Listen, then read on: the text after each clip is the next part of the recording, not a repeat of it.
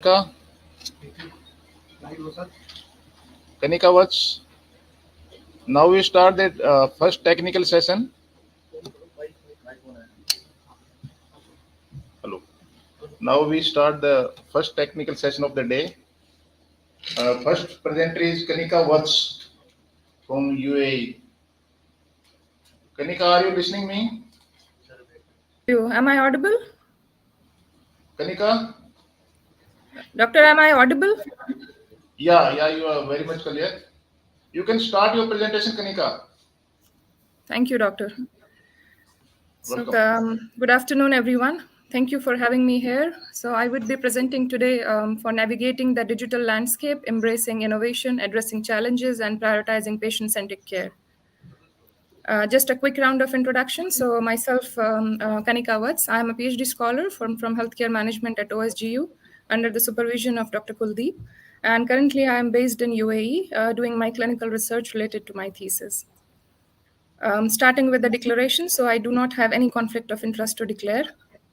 As an agenda, I'll take you through the abstract quickly, methodology, the literature review summary, results and conclusions, followed by recommendations and future scope.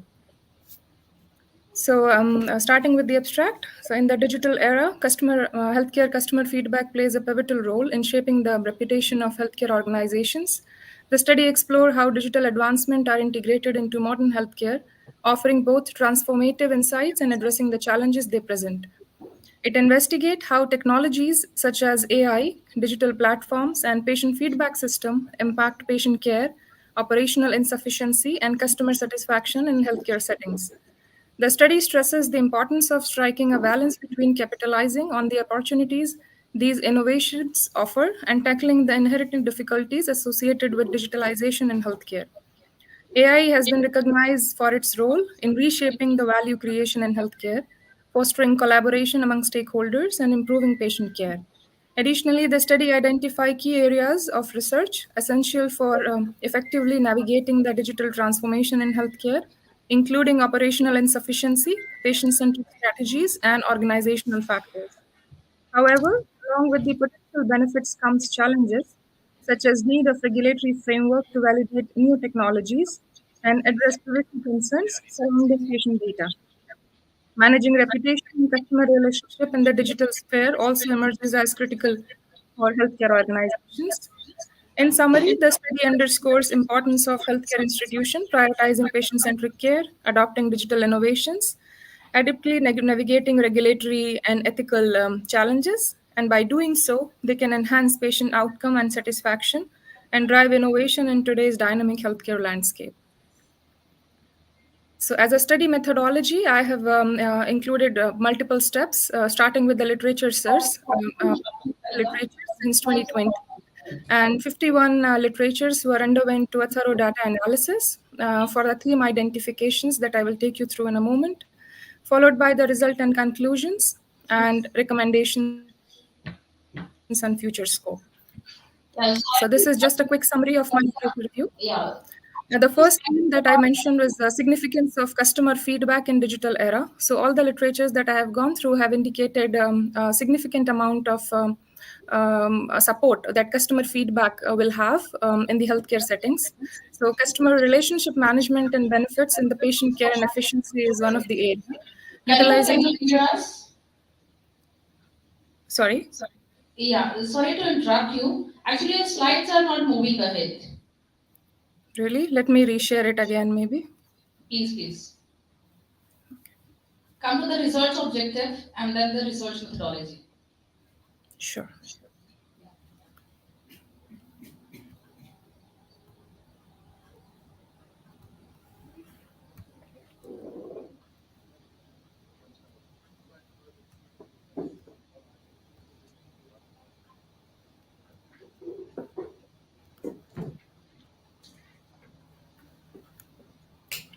How about it now? It's not visible. Share it again. Is it moving, doctor? Yeah. Come to the research objective slide. Sure. Is it visible to you, the results? Still the literature review summary is there on the screen. Maybe it's running slow. How about it now? Can be. But last time also there was only one slide which was visible to us. Oh. So this is where the digital platforms have the challenges. So, okay, let Yeah, me now reshare, Dr. Rika. it's fine, it's fine. The results are there on the screen. Okay, fair enough. Yeah, you can just explain this. Sure. So the literature review have given the results as in gaps for integration of healthcare dimensions towards all the platforms for patient feedbacks. Digital revolution in healthcare is much needed in terms of identifying the use of these digital platforms. Online customer engagements have been increased. So understanding the patient psychology is also an important factor to take care. Challenges and opportunities of digital platforms that will come up with in terms of managing the data and privacy, and opportunities in terms of having more options for engaging patients. AI has an impact on healthcare in terms of having lack of proper regulatory frameworks. Customer relationship management system is one of the tool to collect all the patient feedbacks, and patient reported outcome and experience measures are the important areas which is also supporting in having the organizational reputation and and improving the patient outcomes. Impact of COVID-19 pandemic has also accelerated using the online platforms. The digital feedback platforms were another area that was identified. Reputation management and customer loyalty is nothing but directly proportional. Um, and then privacy concern and data integrity that I mentioned. Blockchain technology is another tool.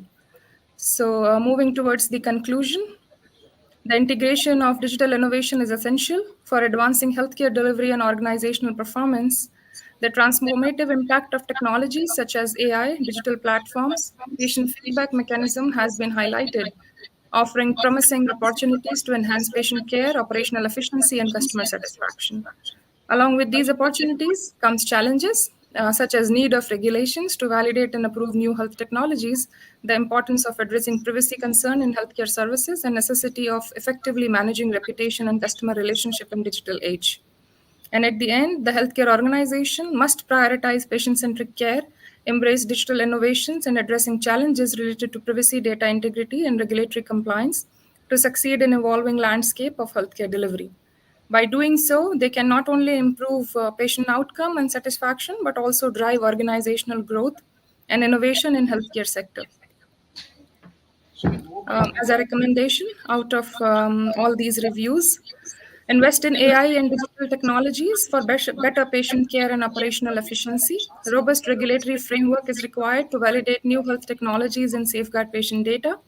Strict adherence to privacy regulations and employing encryption for patient data security is also needed. Providing etiquette training for healthcare professionals of using digital tools effectively. Actively involve patients in designing and implementing digital solutions to improve usability and satisfaction. Foster interdisciplinary collaborations among stakeholders for innovation and problem solving is another area as a recommendation. Promoting a culture of continuous improvement by gathering feedback and making iterative changes.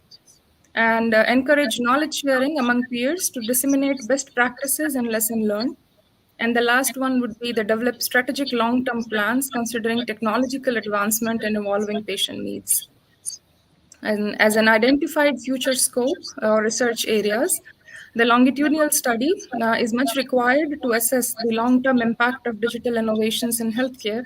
And this can involve tracking the implementation and utilization of various technologies over an extended period to evaluate their effectiveness, sustainability, and evolving outcomes on patient care, operational efficiency, and customer satisfaction.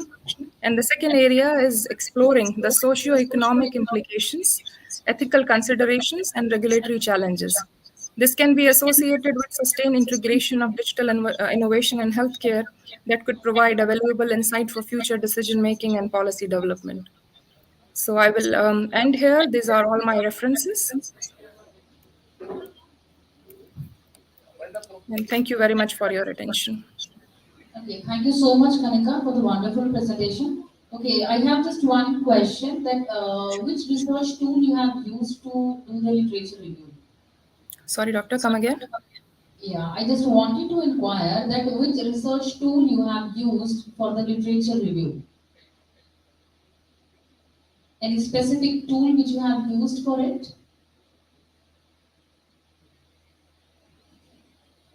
Thank you. Next. Okay, next candidate please. Dr. Smith. Wafiullah Shirzad.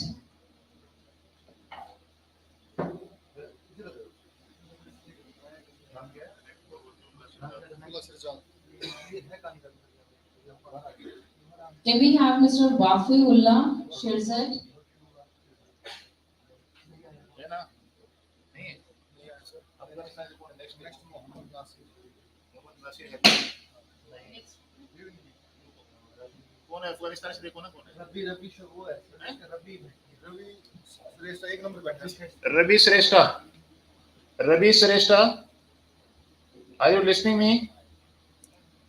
Ravi Shrestha. Here. Ravi Shrestha, Yes, sir. are you listening me? You can start your presentation. Yes, sir. All right. The presenter from Al Taqwa University, please be standby if you are listening me. Start, please. So my slide is visible, sir? No, not yet. Not yet. All right, sir. Yeah, it's okay. Start. Okay. Okay. At first, greeting everyone. I'm Ravi Shrestha. I'm from Nepal, and I'm pursuing my master's degree in MTech Structural Engineering. And my research paper is based on assessment and retrofit of an impaired pre-stressed concrete bridge framework, and is for the partial fulfillment for the requirement of awarding the degree of MTech Structural Engineering. Now, I'd like to proceed. At first, I've stated that why bridge, because the bridge is needed for establishing the interconnection between the topographically or naturally bridged landscape, providing the passage to other part of the land. Due to an impassable bridge structure, approximately a quarter of billion population in the world doesn't have access to the healthcare, education, or employment. Reduce the distance, energy consumption, and helps to uplift the socioeconomic status of the specific area. Risk reduction. Bridge structure will end the obligation to cross the stream by locally made ships and ferries, which could be a jeopardy in access participation occurring area. Bridge helps to promote economic growth, safety, cultural exchange, facilitate social interaction and establishment, and the connection to the urban areas. And first of all, introduction.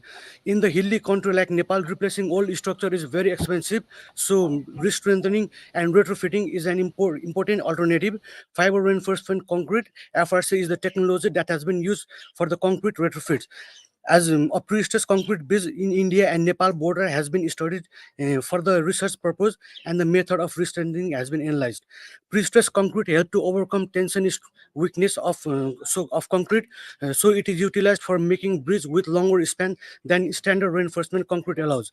Due to the explosive materials in the bridge has been partially damaged but can be restored in its original shape and size and load bearing capacity. We have studied the bridge of the Surai Naga, which is located in the Nepal and India borderline, and we think that the existing structure might be strengthening by the retrofitting process. The framework of a bridge can be restored by retrofitting application using pre-stressed concrete and its binding material. And the objective of my research paper is variation in strengthening is determined after damage condition to predict the residual capacity of bridge after slip of some tendon, strengthening damaged bridge to restore its original capacity. To study what a role does a retrofit can play in strengthening the bridge structure. And this is the particular figure of the damaged bridge, the existing bridge, which can be brought it into the its original position by retrofitting.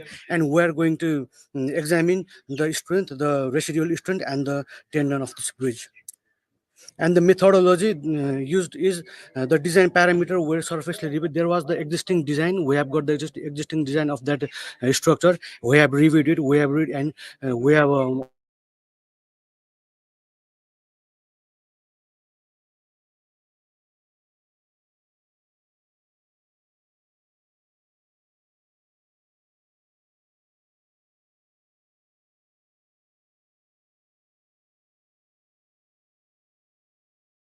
Also, the structure broader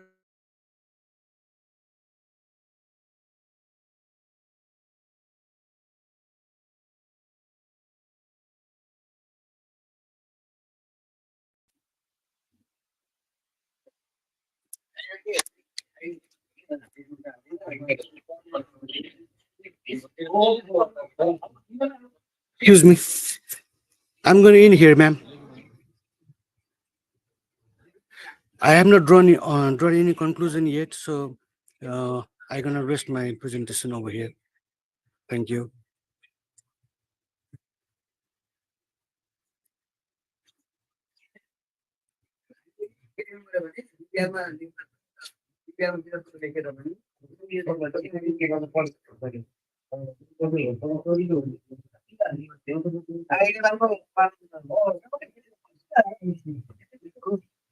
Thank you so much for connecting us. Thank you.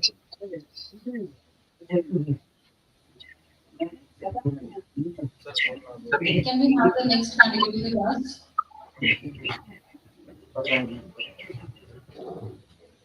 Wafiullah Sirzad. Wafiullah Sirzad from Al Taqiyya University, Afghanistan.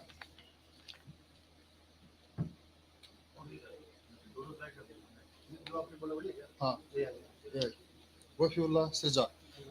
Wafiullah Sirzad.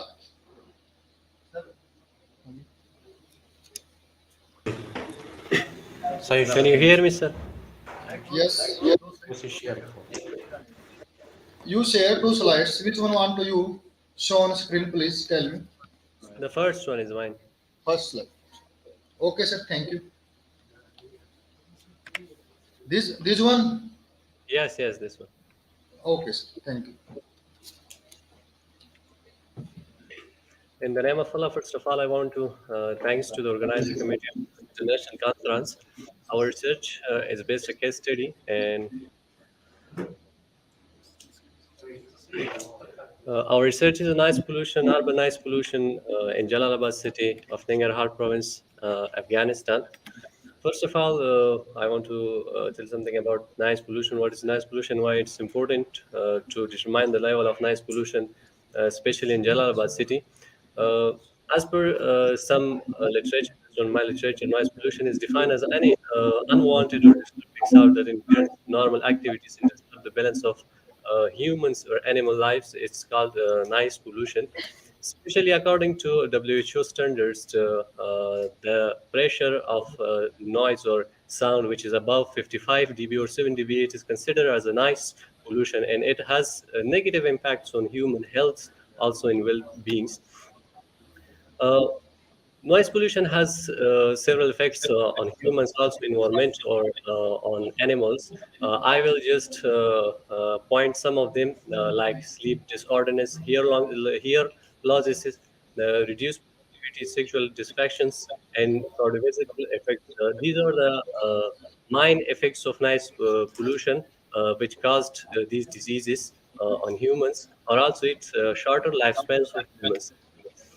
Uh, my study that I have conducted my research, it is in Jalalabad city, which is state in eastern province of Nangarhar, and it is positioned along with the bank of Kabul River.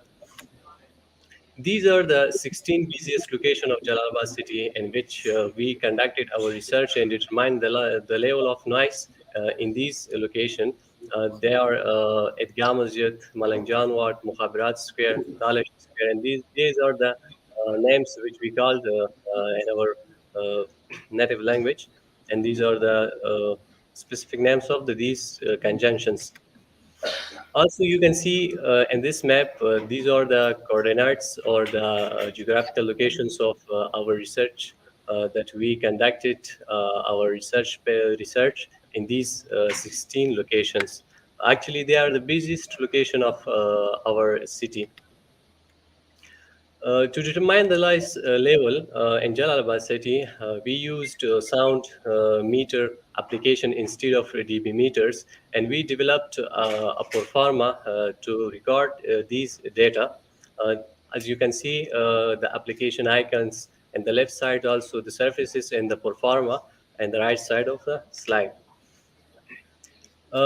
In this data collection, we collected the data from 7 a.m. to 7 p.m. During the day, and Proforma is used to record the minimum and maximum levels of noise during the data collection in each specific time durations.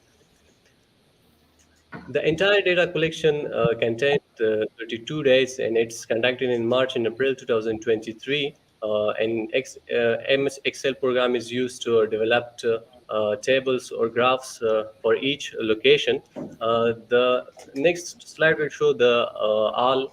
In this slide, you can see the minimum noise level in all 16 busiest locations, and they are separated in the left side there. In the left side, there are the names of the locations, and also you can see in each hour there is a specific level or noise which we have in the these stations.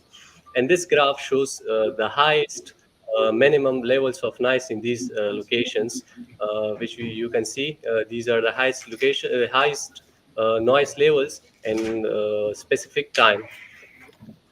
And this table also shows the maximum high level of noise in these locations which we selected for our study. Also, this graph shows the highest levels of noise in these locations and the time. Based on our research or our study after analysis of these data, the graph one shows that even the minimum noise level which are in these locations are higher than WHO standards, which is 55 dB. So the minimum level which was in these locations are also considered as a noise pollution.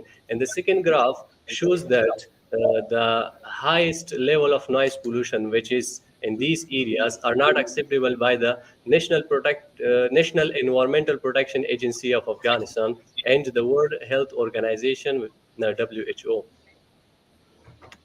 And it can affect humans.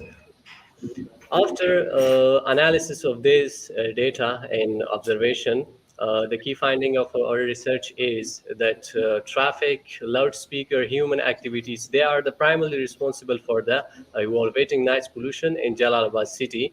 And the average minimum noise pollution in these area significantly across the location, ranging from regulated claims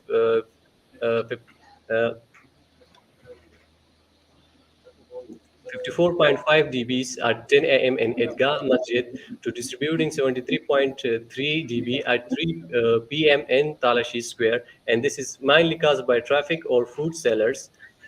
Also, the highest maximum levels which occurred in these locations are ranging from 81.5 dB at Edgah Masjid in 11 a.m. Or 87.5 dB at 12 p.m. in Malang Janwat. Also, the National Environmental Protection Agency of Afghanistan and the rules and regulation of WHO suggest that this level of noise pollution is not acceptable for the living in these, for the peoples who lives in these areas, and and therefore we suggest some recommendation based on our analysis. If the government implement these suggestions or recommendation, we strongly believe that noise level will be reduced in these places, especially implementing effective traffic management strategies, and it will reduce conjunctions and its related noise. Enforce strict rules on loudspeaker using in public area. When we conducted our data collections in this area, I see that most of the noise level is occurred just by loudspeaker, especially by those who are selling their products or by food sellers. Launch public awareness campaigns. Unfortunately, in our city, most of the people, they don't know about the noise pollution and its specific effects on humans. So especially, it's very important to launch public awareness campaigns to educate residents about pollutions and promote behavioral changes. And also the rules which is from Afghanistan National Protection Agency, an environmental protection agency, is not renewable. It should be renewed. They are old, and it should be aligned with international standards and technical advancements. Thank you so much. Yeah, thank you so much, Mr. Sharjah. Thank you so much for the wonderful presentation. Yeah, can we have Mr. Nasir Hadri?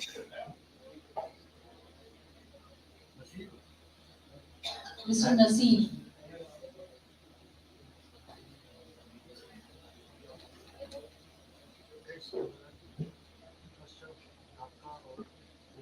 Next representative is also from Al Taqiyya University, Mohammad Nasir Haidari.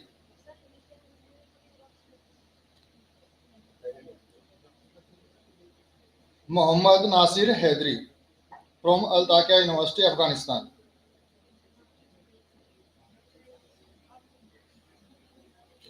Next one is Mohammad Makil Besudi from Al Taqiyya University. Yes, sir. Anyone from Al Taqiyya University is present?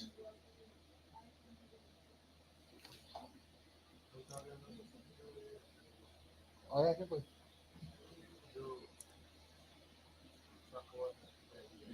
हाँ, Al Taqiyya University. दूसरा है 5 है. Hello. Hello, sir. Mohammad Nasir Haidari from. Ji, sir. Mohammad Nasir Okay. Haidari, second one is my presentation. Okay, sir. Done. Hello, everyone. My topic is analyzing the role of cross-border trade policy in facilitating Pak-Afghan trade past Taliban.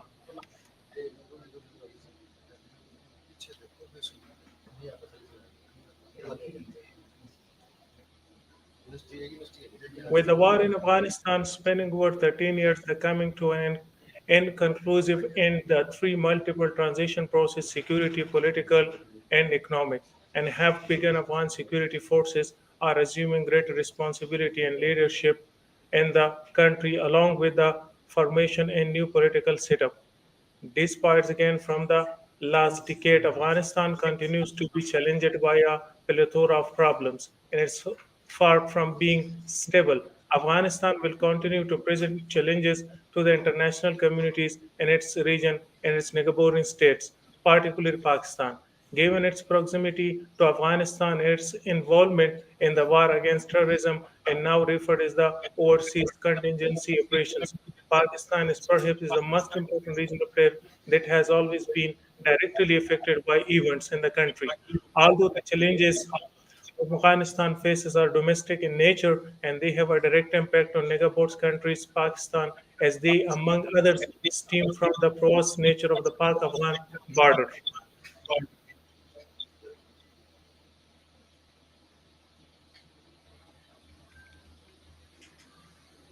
Methodology. Qualitative research methodology adapted to uh, indicate dynamics of Pak-Afghan relations, particularly in the context of security and defense. And this methodology included the context analysis on refugees, security agreements, trade policies, and defense strategies, and shed light on the multifaceted aspects of the complex relationship. During the study, detail explores the historic relations among the both countries and how it's up such a security issues post 9/11. Security challenges. The security challenges between the Pakistan and Afghanistan are diverse, are multifaceted, and they can be categorized in the several types, which can impact on the both side trade. The, pro- the probes and often under unregulated border between Pakistan and Afghanistan has been a long-standing challenge, and it facilitates the movement of maritime smugglers and refugees, creating security vulnerability for the both countries. Most of the time, in the name of imaginary border management, Pakistan closed the border to Afghan traders, and this causes the people's entrance to trade in the border of both countries to decrease.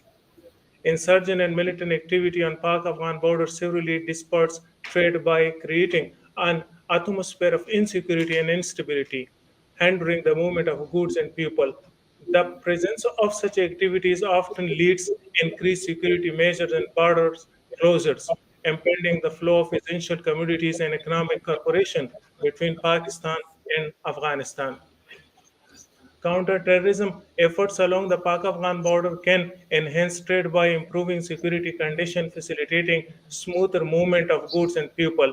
Increased stability resulting from these efforts can bolster investors' confidence, stimulate the economic activity, and promise and promote cross-border trade partnership between the Pakistan and Afghanistan.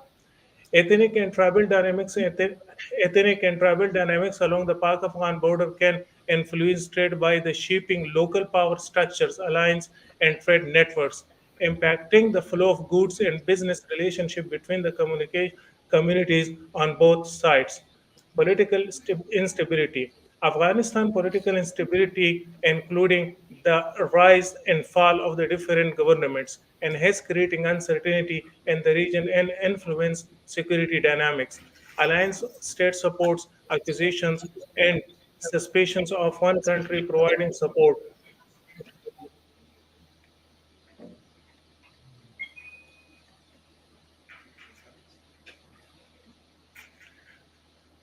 There, there are some results which when I found during of my research was there are the security and political concern that lead closure and commercial goods are blocked the border for a month. Therefore, for the improvement of border trade, we should cooperate with each other in the field of defense and security, and border terrorists should be prevented. Second, therefore, the improvement of border trade, we should cooperate with each other in the field of defense, security, and borders. Terrorists should be prevented. Trade facilitation measures, implementing trade facilitations measures, including simplified customer procedures, harmonized regulation, and digitalized documentation system can reduce the bureaucratic hurdles and transactions cost of traders. Cross-border economic zone, establishing special economic zone or industrial parks near the border can encourage cross-border investments, promote economic cooperation, and create employment opportunity for communities on both sides. Cultural and educational exchange, promoting the cultural and educational exchange program between Pakistan and Afghanistan can foster mutual understanding and build trust in strength people to people ties, line, and groundwork for enhanced economic cooperation and trade relation. Conclusions. In order to increase the trade between Pakistan and Afghanistan, both countries should take honest measure and should honestly stop the terrorist activities on the borders because it has created a polluted environment for trade. For the improvement of commercial activities, basic projects should be implemented, such as the Torham Jalalabad. Pakistan has taken, but is still incomplete. On the other hand, economic zone should be established on both sides of the border. Thank you. Thank you so much. Thank you so much, Mr. Nasir. Uh, I would like to have one question. I, IT team, please do not mute the candidate unless or until I am not giving a green flag for that. Humble request for this. Yeah, can you hear Mr. Nasir? I didn't got you. Please. My question is, as the topic was analyzing certain kind of strategies for the trade policy for improving the trade business, right? Yes. Yeah, can you suggest any two policies which has been given much importance by the government to improve the trade between these two countries? Okay, so first of all, this is important to create the good environment between of both countries. You know, well, there are such a problems which are facing by people of Afghanistan. So if there are the first strategy should be reduce the taxations. If government provides such a rest about the taxation, so it can be facilitated the both side of traders is other one is the very important matter is that both countries should be honest. एक बात है कि लोग ये समझते हैं कि border पर जो प्रॉब्लम क्रिएट होती है उसमें कोई एक कंट्री इन्वॉल्व है तो इस बारे में दोनों साइड्स को एक अच्छी रवाबित कायम करने के लिए कुछ इंडस्ट्रियलाइज जोन भी कायम करना होगी, एक हॉनेस्टी जो है क्रिएट करना होगी, और सबसे इम्पोर्टेंट ये है कि एक टैक्सेशन पॉलिसी को जो है वो उसको रिव्यू करें। जब तक गवर्नमेंट पॉलिसीज को फैसिलिटेट करेगी टैक्सेशन को, तो उसी तरह से जो सारे ट्रेडर्स है, बिजनेसमैन है, उस ट्रेड को फैसिलिटेट कर सकते हैं। Thank you so much. Nicely explained. Thank you so much. Thank you. You're welcome. Can we have the next one? Yes. Mohammed Mukhlish Besudi.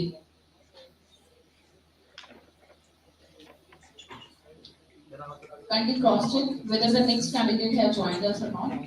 Mohammed Mukhlish.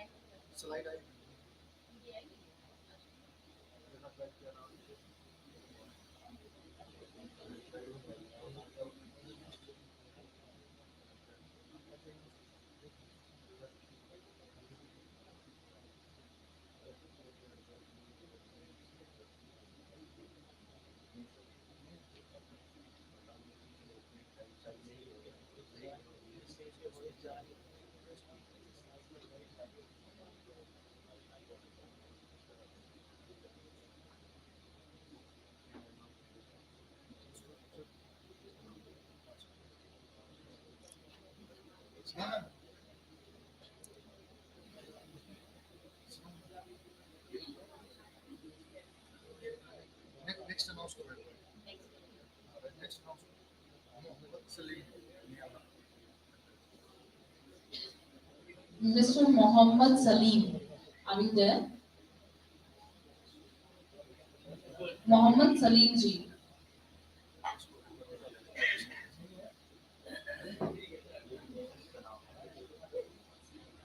Chats are disabled. At least we can ask the candidate who is available and we can start the presentation with them.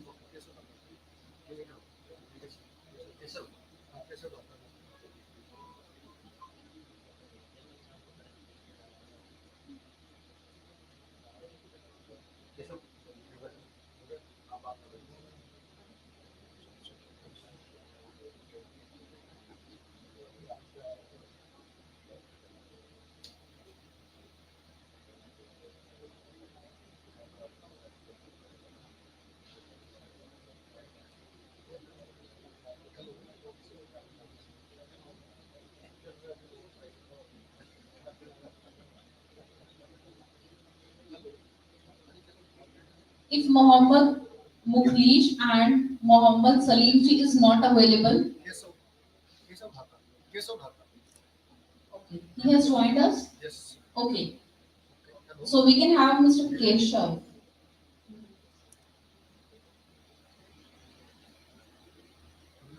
Kesav. Kesav कहाँ से? Kesav कौन है sir? We don't have any candidate with the name of Keshav. Okay, Keshav Dhaka at number 26. Keshav ji, you can unmute yourself and start your presentation.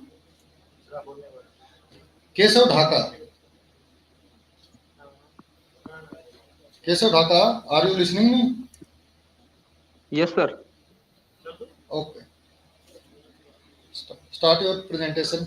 Keshav ji, requesting you to wind up the presentation within the 5 minutes. Directly, you can come to the research objectives, then the research methodology, then the results. That's it. Start, please.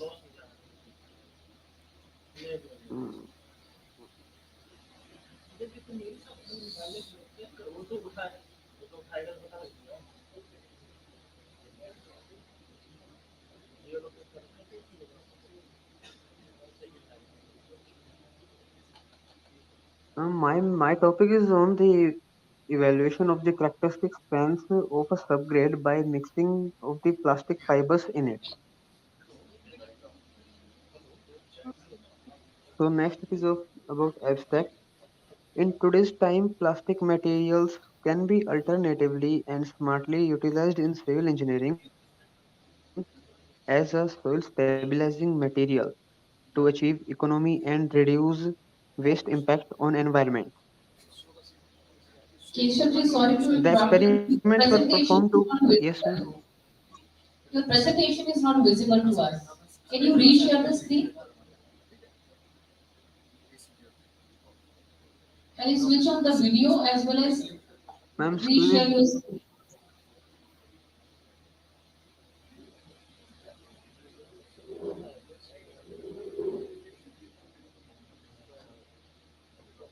ma'am, screen is again and again coming and going. It is don't know what's the problem with it. So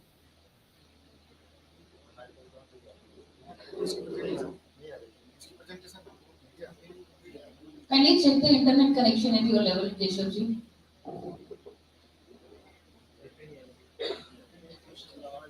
Because if you are not able to see your presentation, then there is no use of discussing all these things.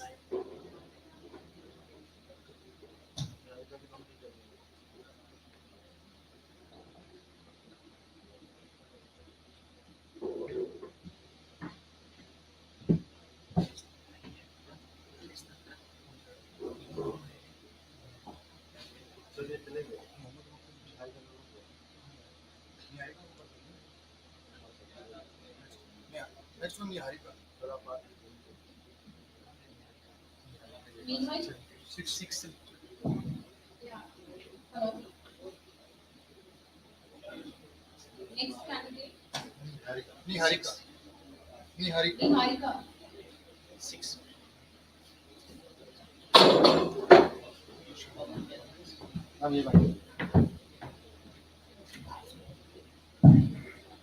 Yeah, can we have Niharika?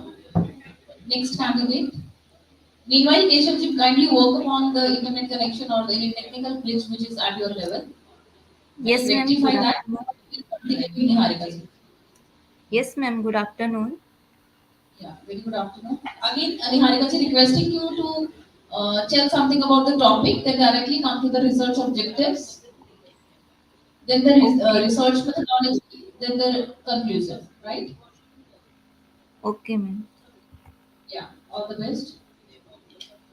Wait, ma'am.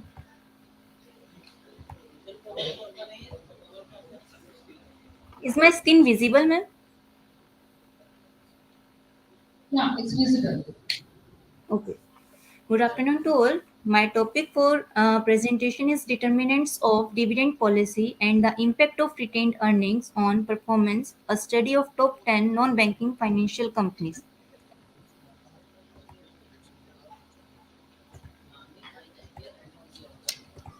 The objective of my research is to ascertain the degree to which retained earnings impact financial performance over time.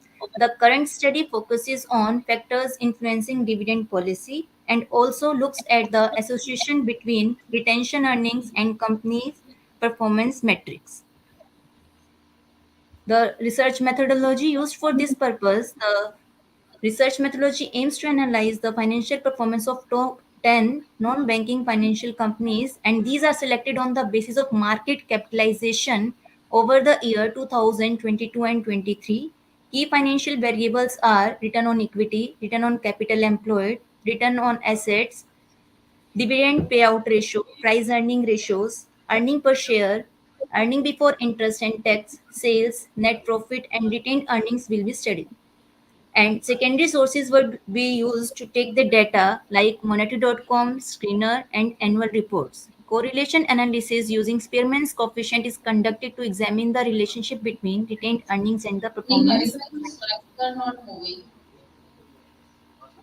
Wait, ma'am. As we can see your first slide, the topic name is mentioned, that's it. Now it is visible, ma'am. There is only the first slide, that's it. Wait, ma'am.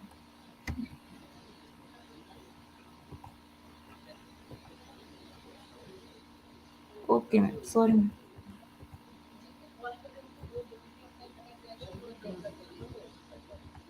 Yeah, Ma'am, now now it's visible? moving. Okay. Yeah, now it's Okay. Yes, ma'am. The research methodology used for this purpose is correlation analysis using Spearman's coefficient is conducted, and it is to examine the relationship between retained earnings and the performance metrics. The study acknowledges limitations including reliance on secondary data and potential non-representative of selected companies. The research aimed to provide insight into financial performance within the financial sector. These 10 companies are selected according to their market caps.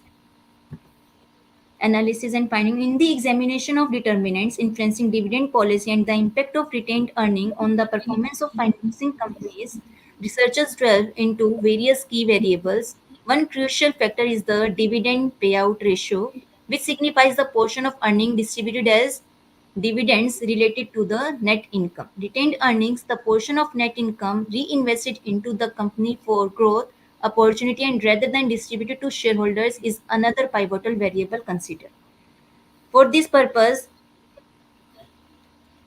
EPS EBIT analysis in 2022 and 2023, the relationship between EBIT EPS is shown here, which shows negative connection. This implies a possible drop in earnings over the next 2 years as EBIT EPS decline along with earnings growth. 2022 profit over sales correlation is positive, but in 2023 this implies that although there was a somewhat positive relationship between net earning and revenue in 2022, it changed to a negative correlation in 2023, which aims may indicate a decline in profitability related to sales.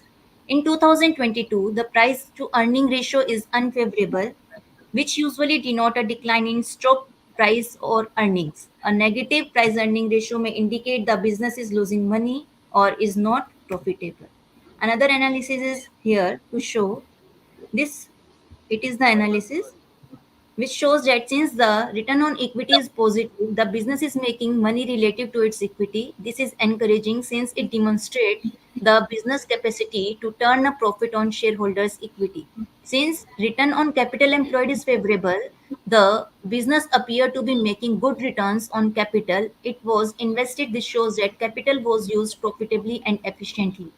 Given the return on asset is favorable, the business is making a net profit related to its asset in total. This indicates effective asset utilization, which is encouraging. When dividend payout ratio is unfavorable, it usually indicates that corporation is not paying dividend or is paying out less in dividend than it makes. This can be because the business prioritizes reinvesting revenue or holding into fund for other uses. Similarly, to 2002, the price earning ratio or the price earning is negative. It indicate either a negative stroke of price or negative earning. Since the return on equity is negative, the business is losing money related to its equity. This is a worrying indication since it points to drop in profitability from the prior year. The company's return on capital employed indicate that it is not making enough money on the capital it has invested when compared to 2022 because it indicates the negative 0.633. The return on asset is positive and it is 0.36 but less than in 2022. So it is suggesting that there is a decline in profitability relative to the total asset. Similarly, to 2002, dividend payout ratio is also negative.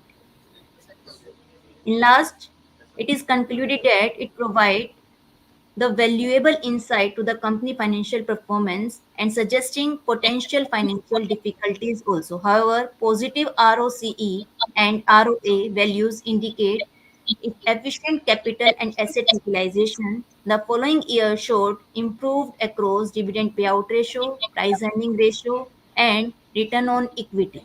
Nevertheless, negative return on capital employed and return on asset persisted, signaling going on challenges in the capital and asset efficiency.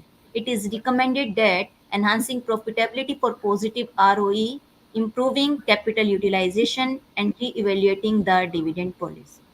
Further analysis are included. It is the recommendation that further analysis included benchmarking against industry peers, exploring additional financial metrics, and it is essential for a comprehensive assessment of the company's performance and strategic issues. Thank you. Okay, thank you so much, Niharika. Thank you, ma'am.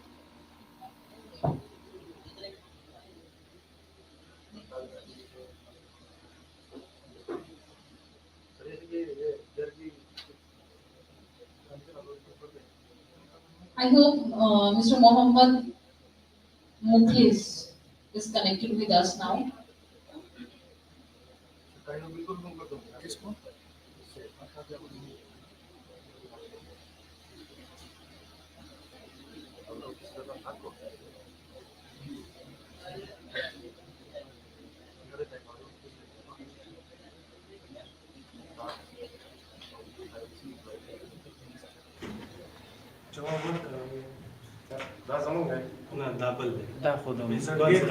Muhammad Salim Naimi.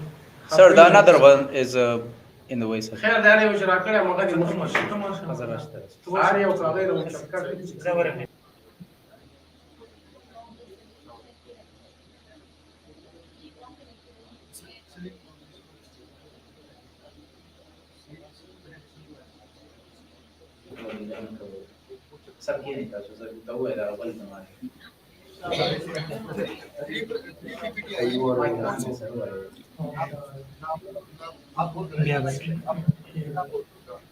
Mr. Mohammed. Can you hear me, sir? Yeah, definitely we can hear, sir.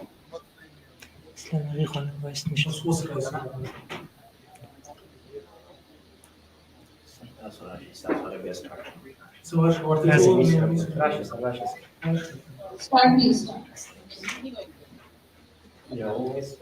Can you hear me, sir? Hello? Yeah, you are very much audible. You can start the presentation, sir. Can you hear me, sir? Yeah, Mr. Mohammed Salim, you are very much audible. Requesting you to start. Can you hear the me, sir? presentation. Doctor, we cannot hear you.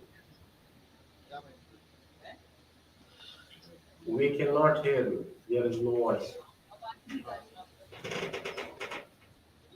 Can you hear us from the stage? Definitely, sir, we can hear you. Okay.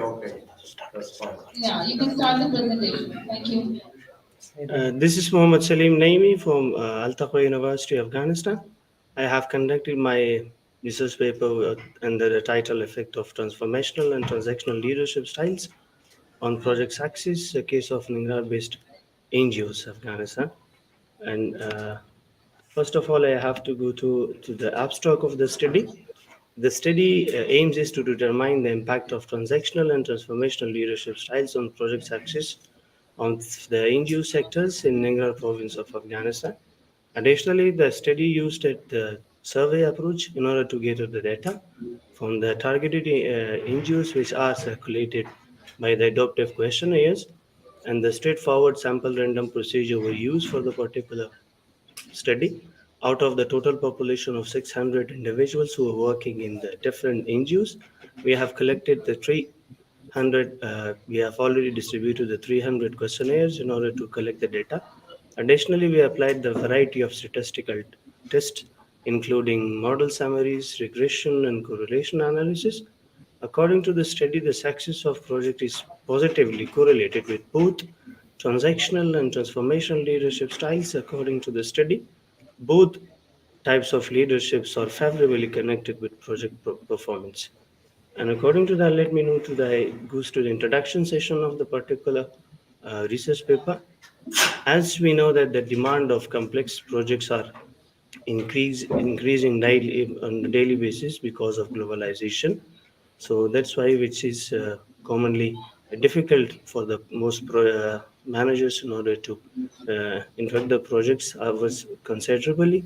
According to the Revy et al. 2016 and Justine in 2016, it appears that all difficult initiatives for novel in character expected to produce sophisticated infrastructures of new capabilities. According to the Naxos in 2017, leaders' behavior pattern influence the subordinates in order to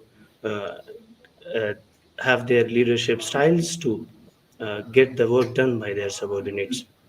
According to that, let's have overview of types of leadership, transformational leadership, transactional leadership, and project success. First of all, come towards the transformational leadership.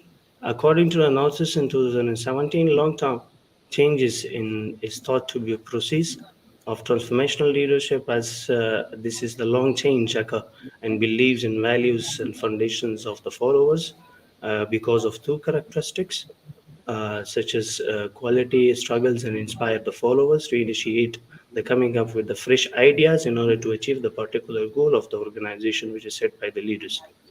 While on the other hand, the transformation leadership compares of the benefits and punishments that the followers of the leader receive is known as a transformational leadership.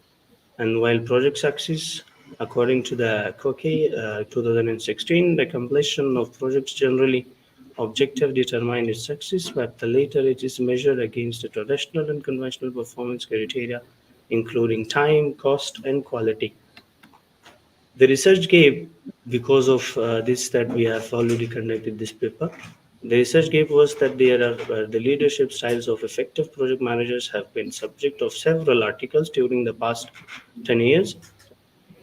So several study techniques were developed to ascertain how the private and public education sectors interact with another one.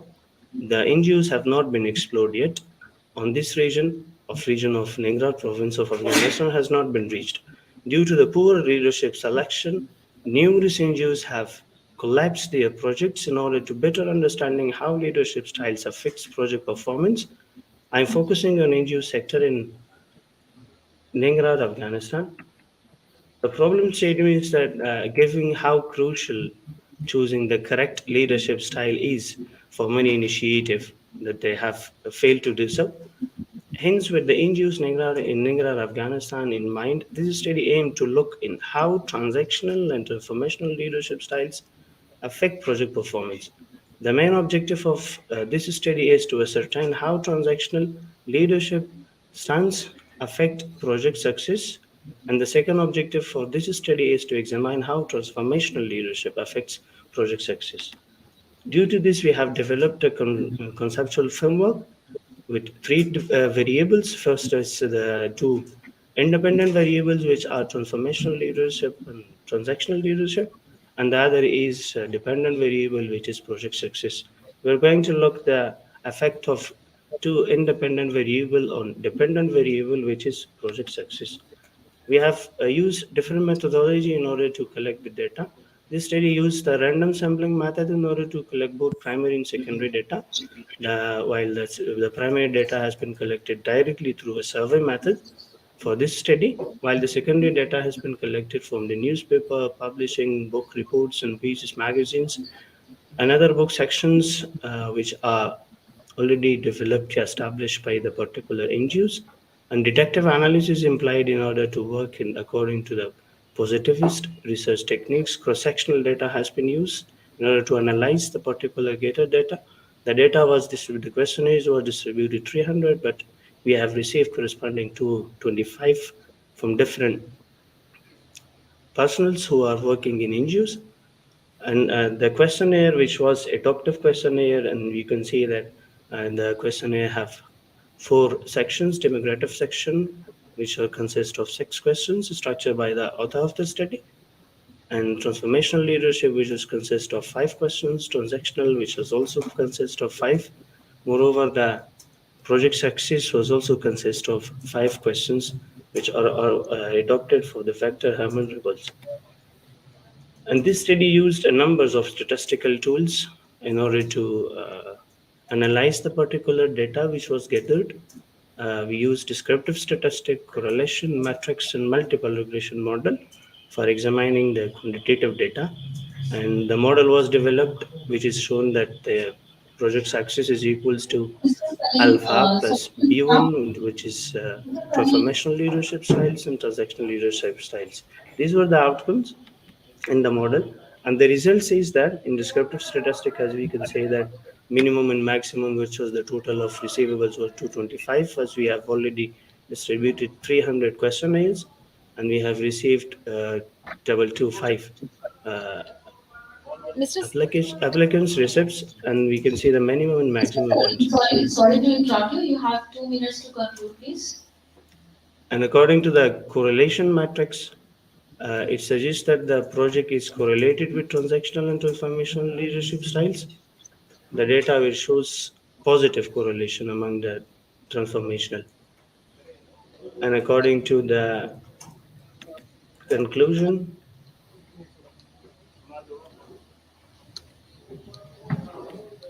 Mr. Salim, can we come to the conclusion slide, please?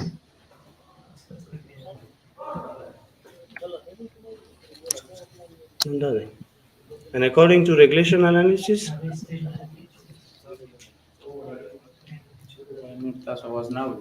yeah, can you hear me?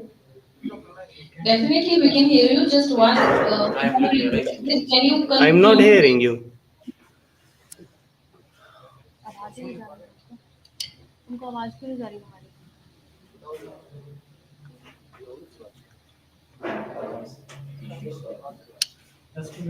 Yeah, sir, requesting you to conclude. I'm please. not hearing your voice.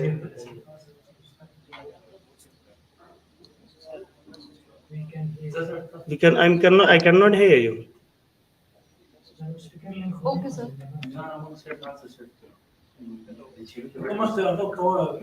As the conclusion of the study is that the study's objective is to compare the effective of transformational and transactional leadership techniques in NEGRAR.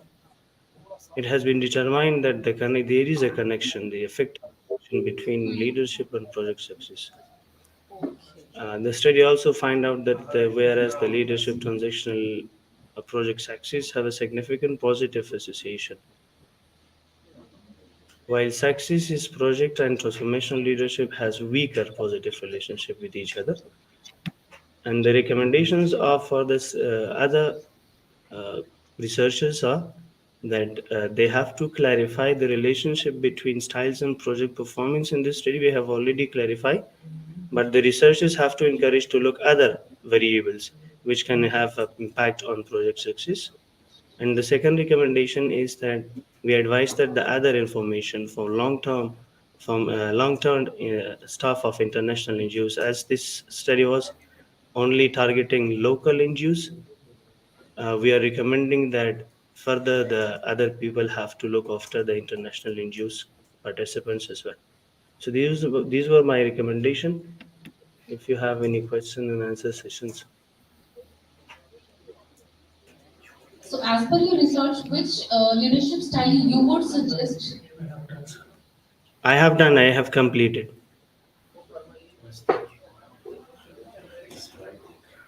Thank you so much. Thank you. If you could add another participant in order to present his presentation. I have completed my presentation. And if you could add Mr. Mukhlis Bisudi in order to present his presentation. Yeah, definitely. Mr. Mukesh can join us.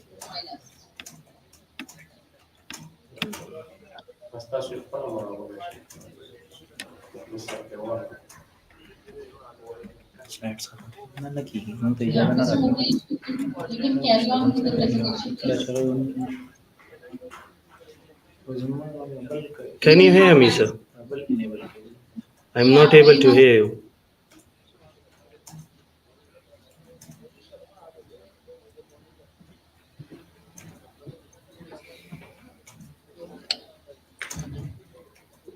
Can you hear us, sir? This is Salim. Mr.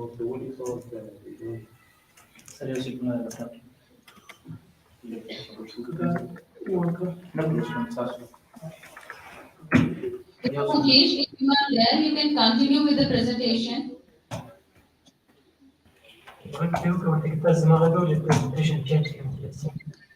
Can you hear me, sir? Hello? Yes, sir. Very much audible, sir.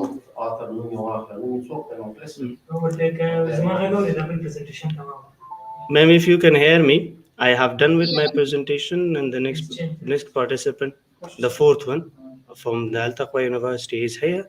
and he is ready in order to present his presentation. Mr. Mukhlis Besudi, the fourth participant. Yes, sir. The next presenter can be there. Thank you.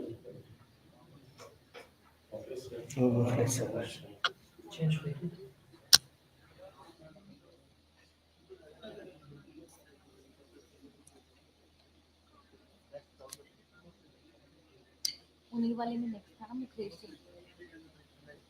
अरे नहीं, मुकेश को ही join कराओ भाई, उसी को, उसी में दूसरा वही ज्वाइन करता, उसी बंदे को ज्वाइन करा लो। हाँ, एक रह गया ना, उसको करा दो बस।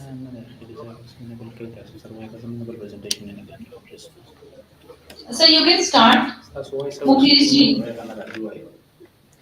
Can you hear me? Please change to the Mukhlis presentation.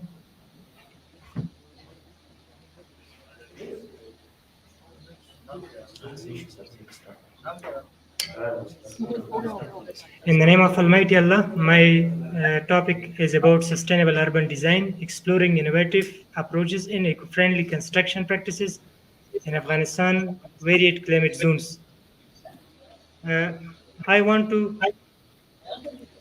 First of all, I want to shortly say about sustainability in SDGs.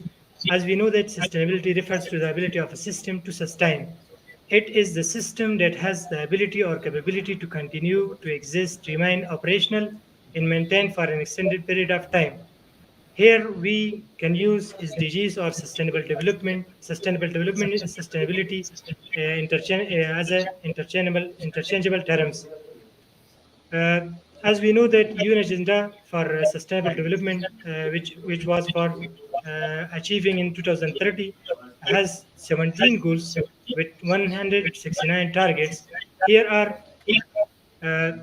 listed them as a 17 of them. We have here clean energy, clean and affordable energy, number 7 goal, number 9, number 11, and number 13. I highlighted here because in these two, I want to say about the 11th goal, sustainable cities and communities. This is for the making cities and human settlements inclusive, safe, resilient, and sustainable. And the 13th one, which is related to climate action, it means that we have to combat or take urgent action for the climate change and its impacts. Here, as we have in my topic, we want to have sustainable urban design. So we have these things in our topic. For this, we had literature. I will, due to a limitation of time, go to the methodology.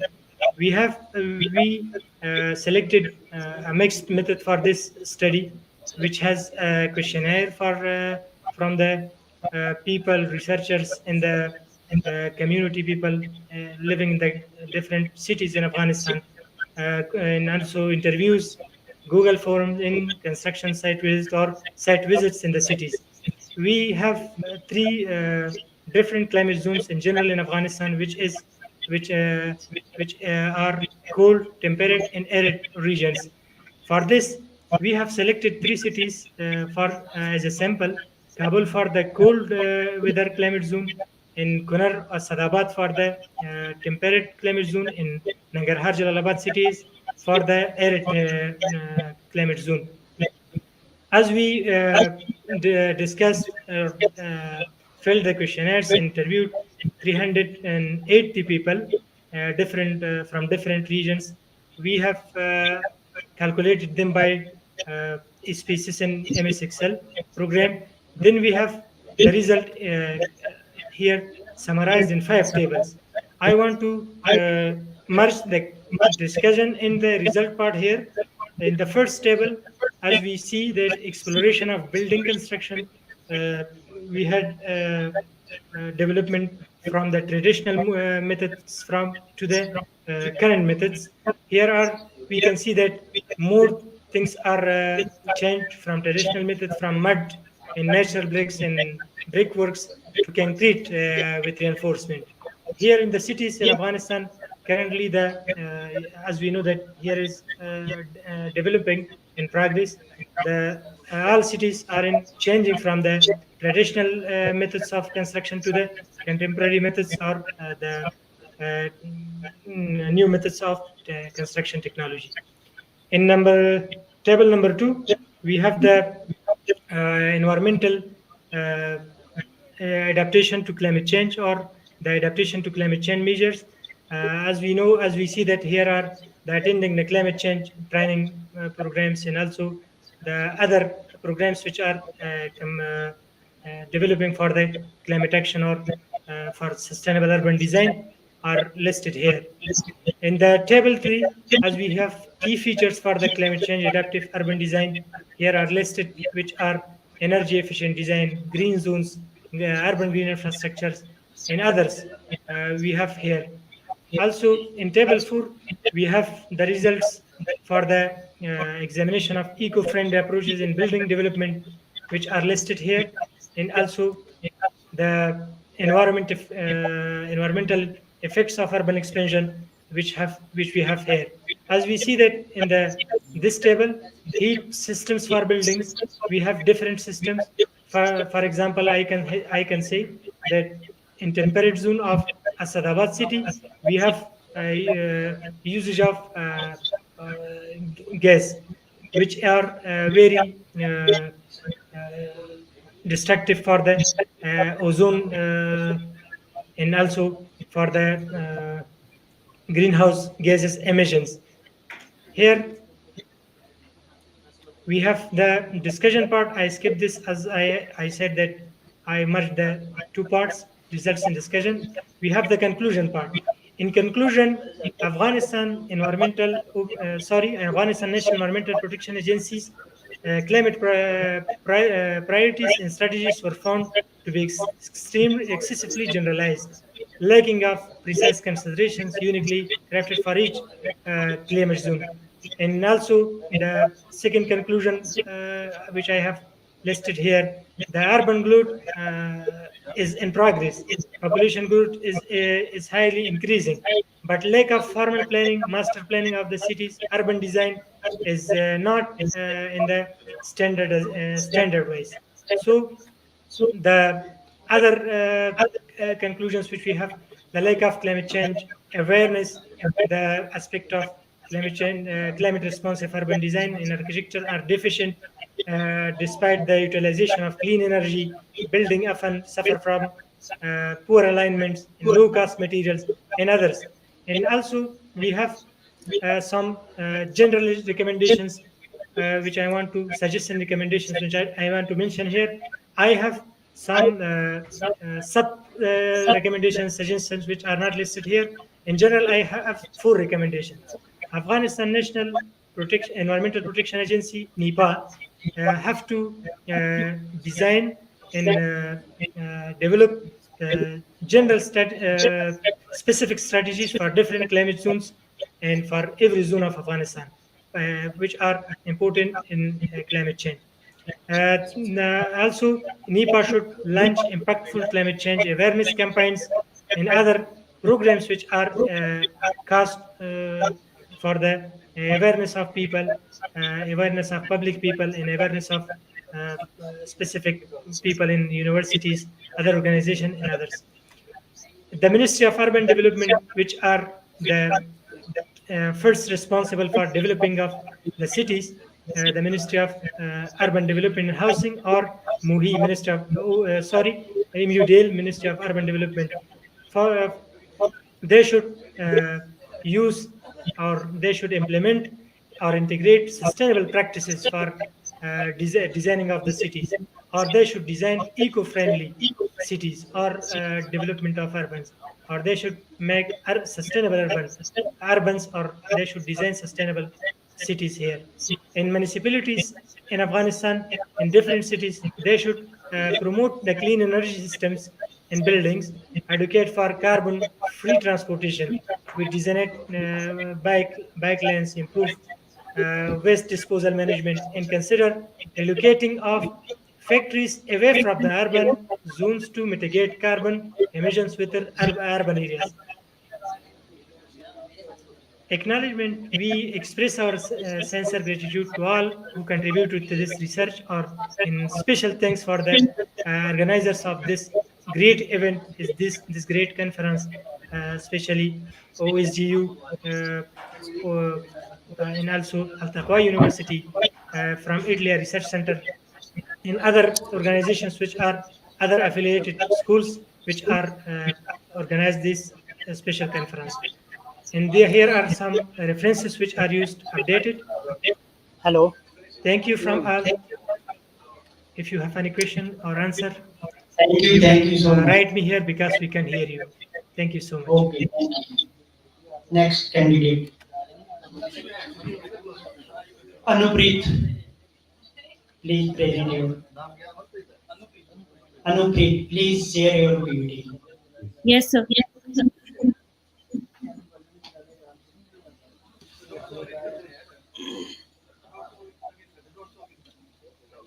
You have only 4 minutes to conclude. You have only 2 minutes to conclude. Okay. Yes.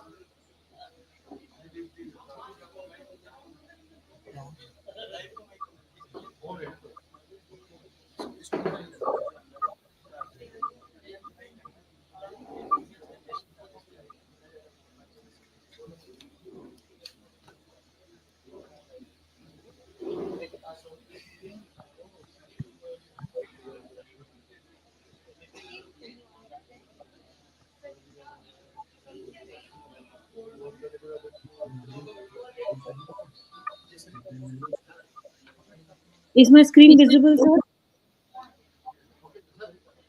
Yes, it's visible.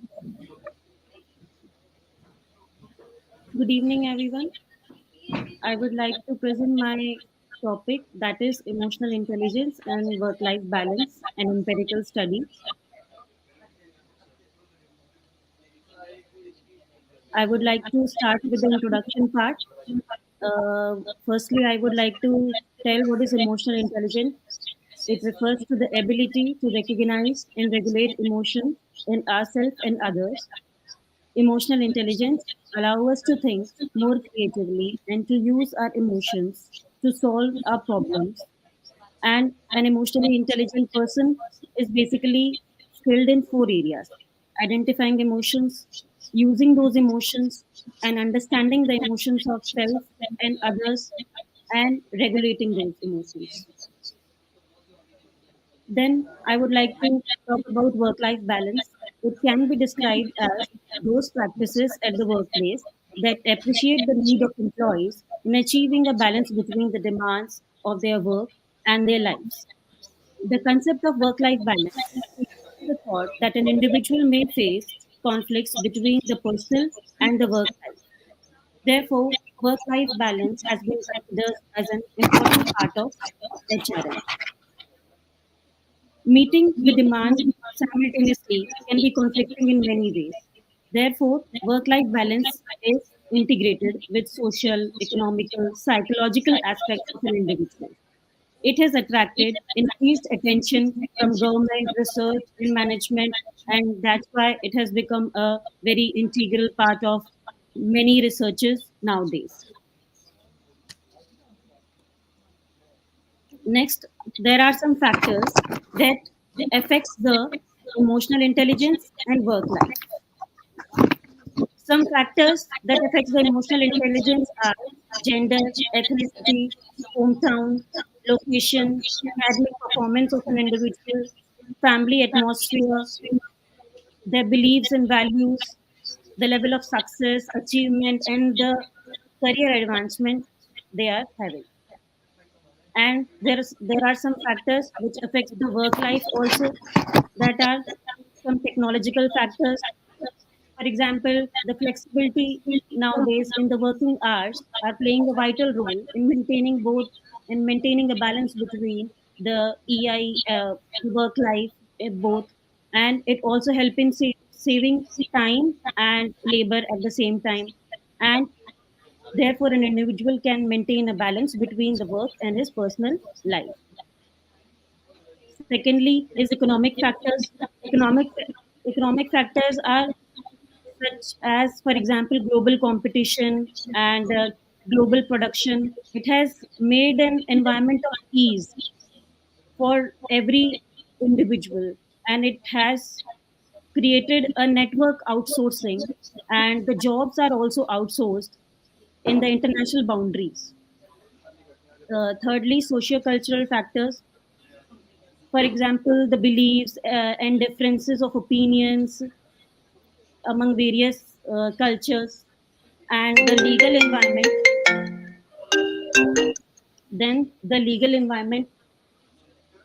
the ILO, the International Labour Organization, has made certain laws for the betterment of the employees and various organizations, so that proper balance can be maintained between the work life and personal life of individuals. So the societal factors are also there. For example, the demography and the social policies that are prevailing in the society. And at last, various individual factors are there. For example, the personality of an individual, um, personalities, well-being. These affects the emotional intelligence and work-life balance of the individuals.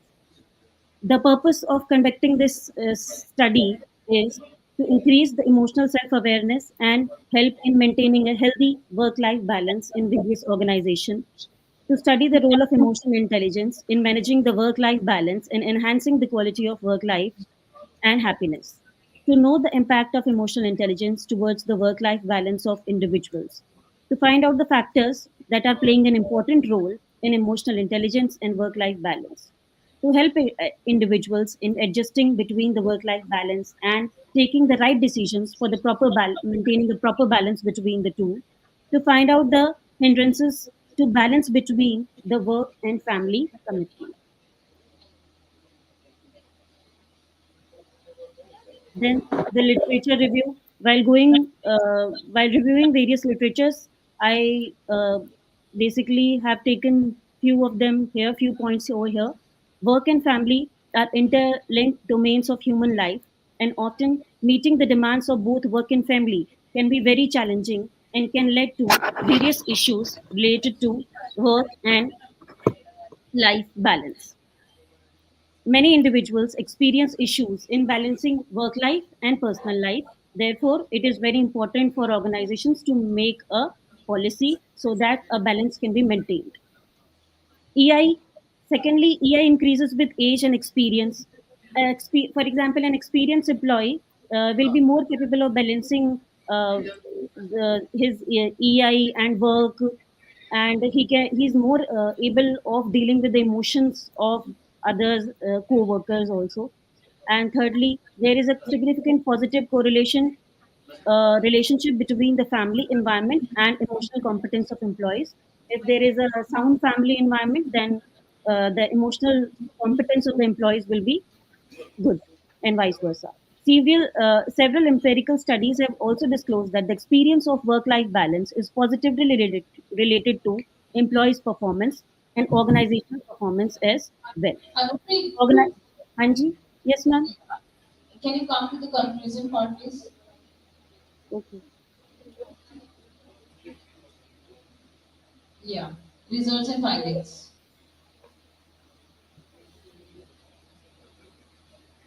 Yes. The result of the study is will provide information on various emotional intelligence practices for maintaining an effective work-life balance, and the findings of the research proves that emotional intelligence improves with age, education, and experience.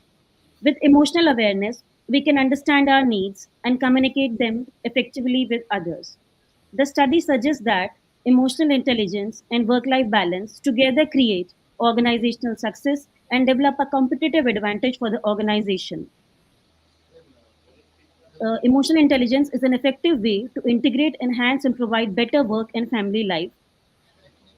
These were the results and findings. And discussion: emotional intelligence is positively associated with work life balance. Hold on, please, just hold on, please. Yeah, we got to know that what was very clear result. Just one question, if you can answer that. That which is the basic factor which play a very important role in managing the work-life balance? major factor. Yeah, as this was the one of the objective of your research, now that finding out the factors.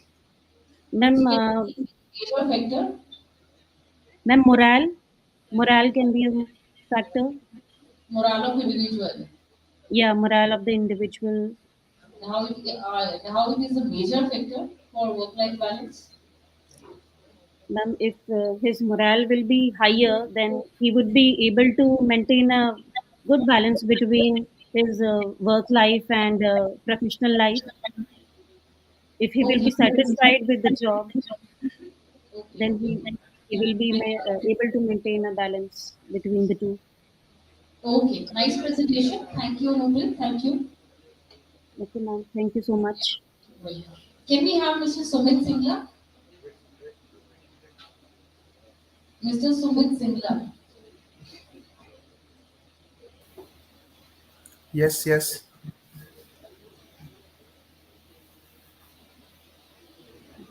Okay, Sumit ji, requesting you to first of all just introduce the topic, then directly come to the research objectives, then the research methodology, then conclude it.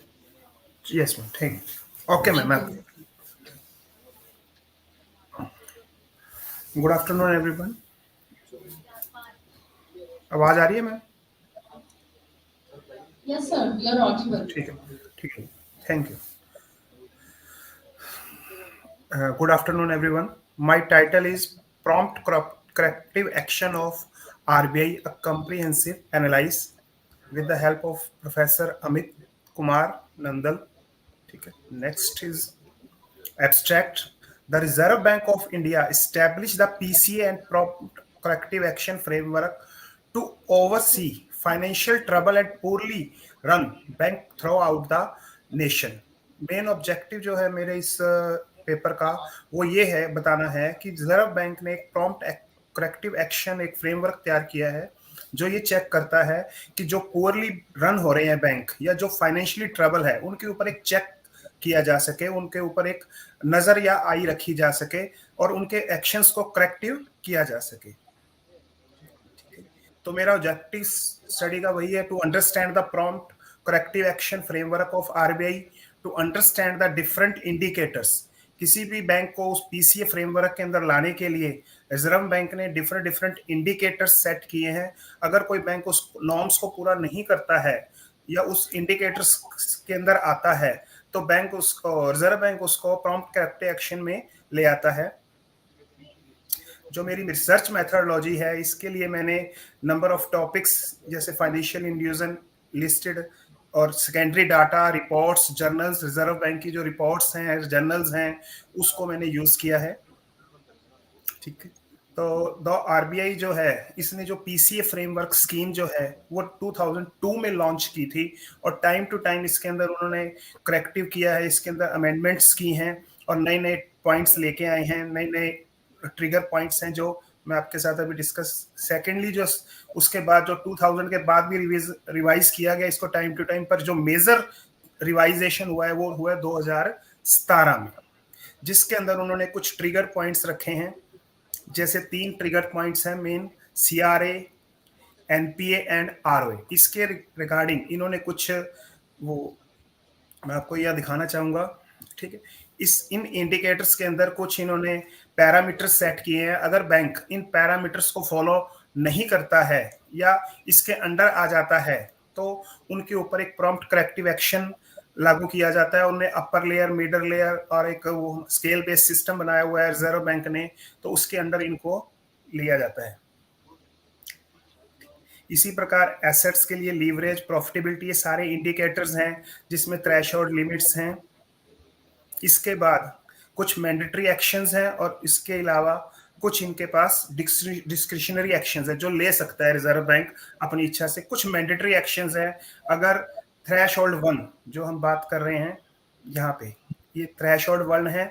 ठीक है जी. Capital का ये threshold 1 asset quality एनएनपीए का है, ROA का है. अगर कोई बैंक इनको फॉलो नहीं करता है या इनके अंडर आ जाता है तो उनके ऊपर ये मैंडेटरी एक्शंस लिए जाते हैं. अगर इसी प्रकार रिस्क थ्रेशोल्ड में अगर कोई बैंक फॉलो नहीं करता है तो उसके ऊपर रिजर्व बैंक उसकी ब्रांच एक्सपेंशन को रिस्ट्रिक्ट कर सकता है, डोमेस्टिक भी कर सकता है और ओवरसीज भी कर सकता है। इसके अलावा डिस्क्रिप्शनरी एक्शन भी ले सकता है, वो अपनी उसकी पावर है उसकी रिजर्व बैंक की वो यूज कर सकता है। लास्ट जो मैं इस पे कंक्लूजन पे आ रहा हूँ, जो रिजर्व बैंक ने इस प्रॉम्प्ट एक्शन का मेन मेजर जो था पर्पस था जो वो बैंक्स की परफॉर्मेंस को इम्प्रूव करना था और उनकी फाइनेंशियल को जो क्या करना था साउंड करना था। इसके लिए मैंने कुछ रेफरेंस बुक्स और कुछ पेपर्स और ये रिजर्व बैंक की रिपोर्ट्स हैं जिन्हें स्टडी किया है। Thank you. Okay, thank you, Mr. Sumit. Thank you so much. Can we have Pinky ji? She's the next candidate. Miss Pinky.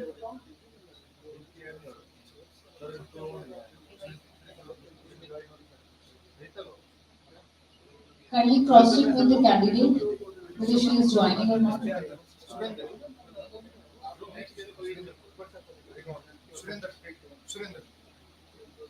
Okay, can we have Surinder ji? Yes, ma'am. Yes, ma'am. मेरे side में चलो फिर अंदर जाओ। Surinder Daral ji. Okay. Yes yes ma'am. Actually ma'am ये कृतिदेव 10 में चलेगा, इसमें ये हिंदी वर्जन है तो ये या तो ये जी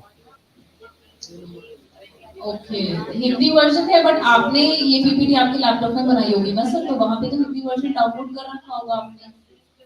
नहीं, कृतिदेव 10 में चलेगा ना ये, मैं इसकी या तो पीडीएफ शेयर कर सकता हूँ अभी इसमें। जी कर दीजिए, आप पीडीएफ ही हमें शो कर दीजिए। जी यहाँ भी कर रहा हूँ। Instead of this PPT, Yes. we can go through PDF, not an issue.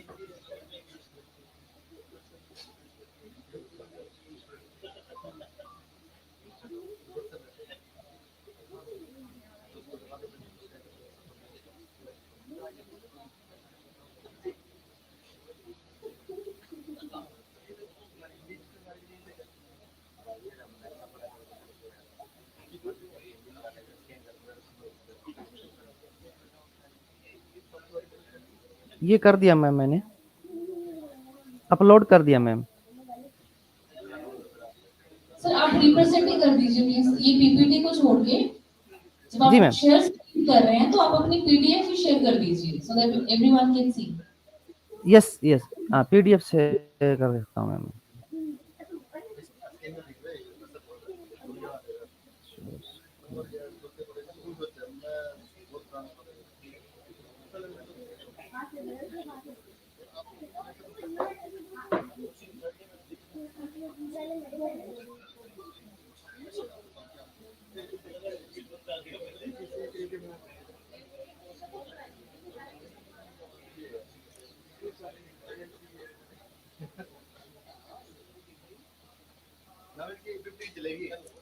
ये हिंदी में सब ना थॉट तो वही शेयर कर रहे हैं ना, वो शेयर कर रहा हूँ मैं।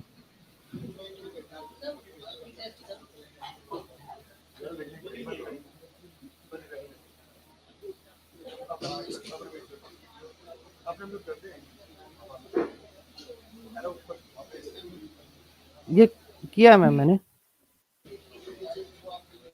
चल गया। हेलो हेलो, अब ये सेकंड हो सकता है। हेलो जी मैम। वर्ड फाइल शेयर की हुई है और उसके सिस्टम में जो सॉफ्टवेयर वो की है ना टाइप, वो उसके सॉफ्टवेयर में नहीं है। ये आ गया ना जी?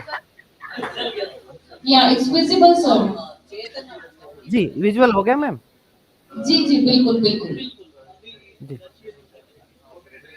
जी जी, आप स्टार्ट कीजिएगा तो सुरेंद्र। मैं, हाँ सभी को मेरा नमस्कार। मैं शोधार्थी सुरेंद्र दलाल, OSGU university Hisar Haryana.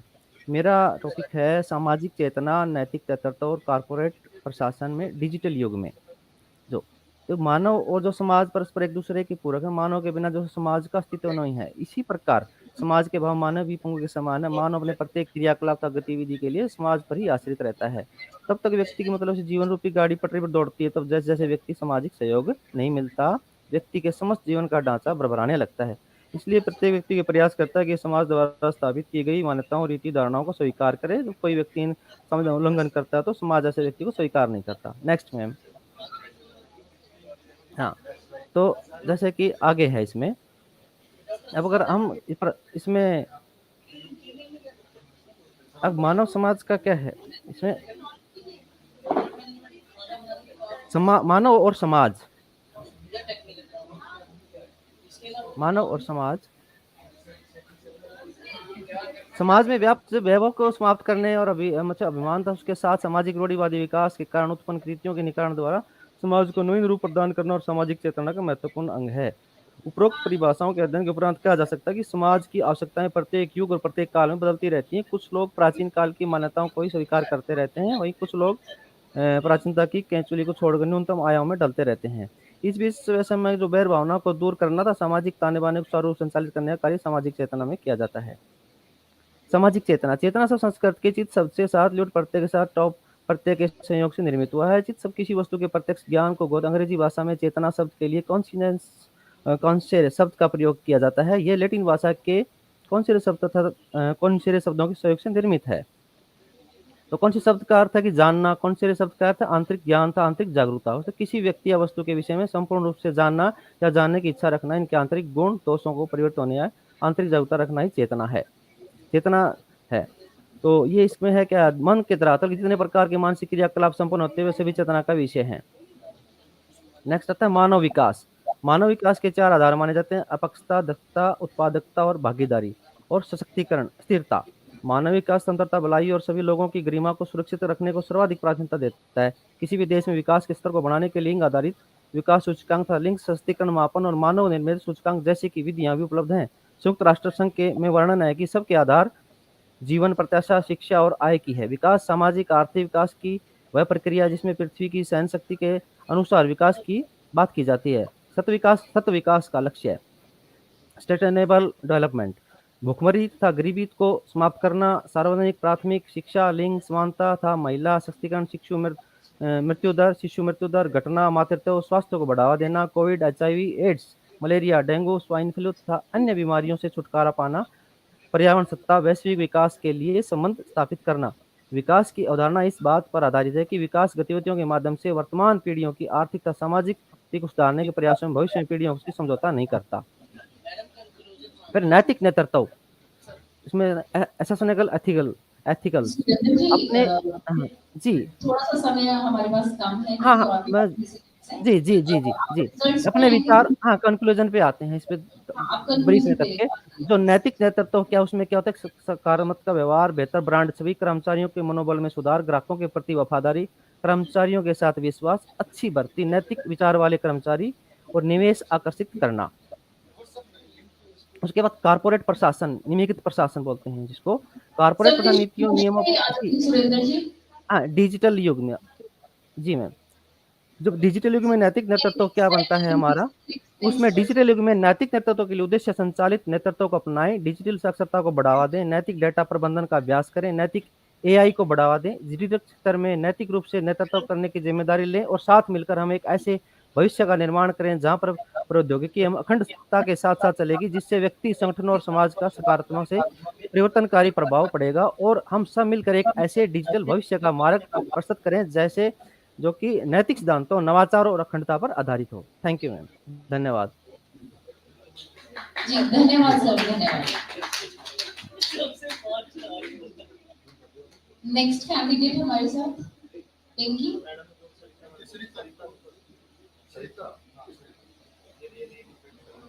Okay, Sarita ji, are you connected?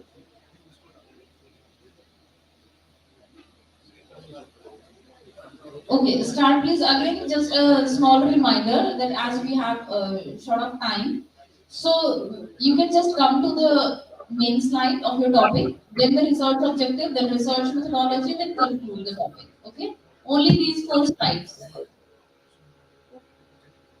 Thank you. You can start, please.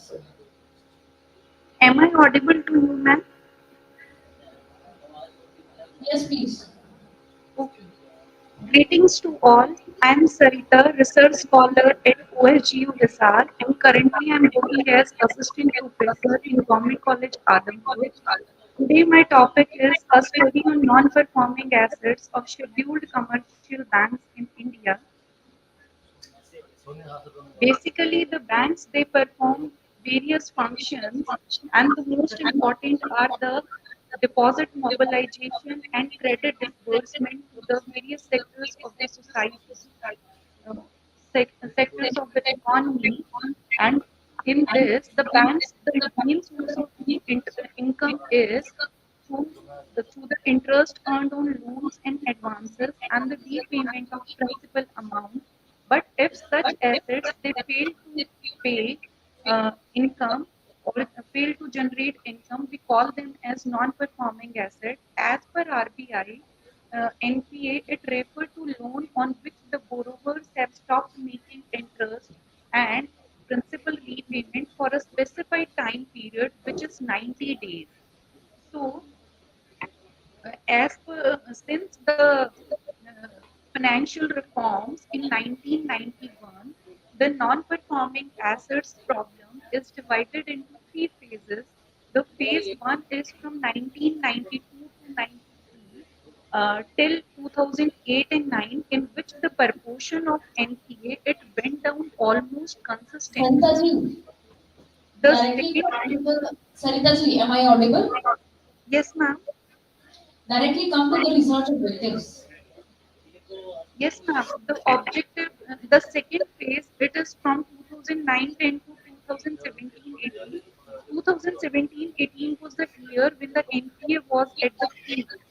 And after 2018 and 19, the NPA, it begins to decline.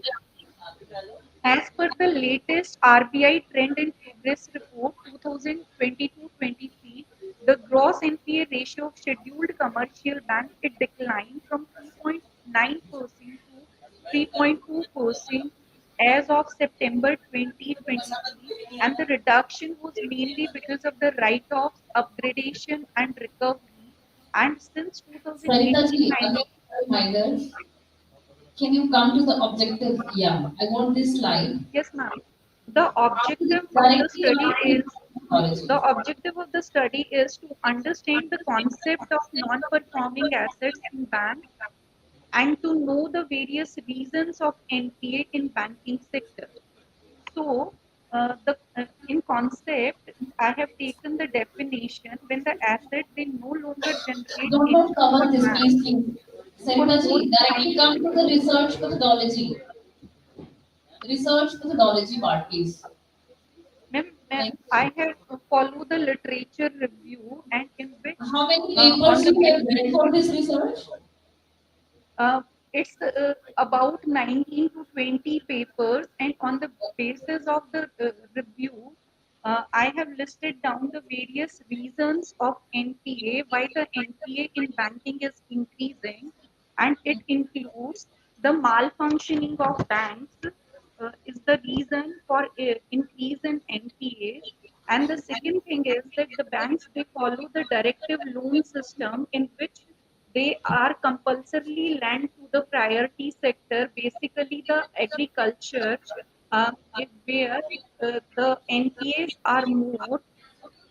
Other reasons are market failure, and one of the most important reason of NPA is the willful default by the borrowers or uh, sanctioning loan to the non-credit worthy borrowers. Here the bank they can go for credit rating agencies and get the uh, credit rating of borrowers, and loans to the micro sector and poverty reduction projects they also led to the NPA, because if the industries they become sick and weak, they will lead to the NPAs. Natural calamities, ineffective recovery tribunals like DRT, we have Sarfasi Act. So their ineffectiveness also led to the NPAs, and due to the change in government policies or defective lending by the banks, they result in NPAs. At last, I would like to that it is the main responsibility of the bank. Bank bear the responsibility to manage the factors that contribute to the non-performing assets.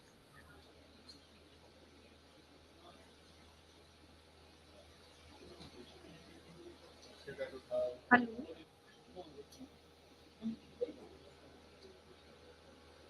Okay. Completed? Yes, ma'am, completed. Okay, okay. Thank you so much, Sarita ji. Thank you. Yeah. Can we have Mr. Sandeep Lathur? Mr. Sandeep.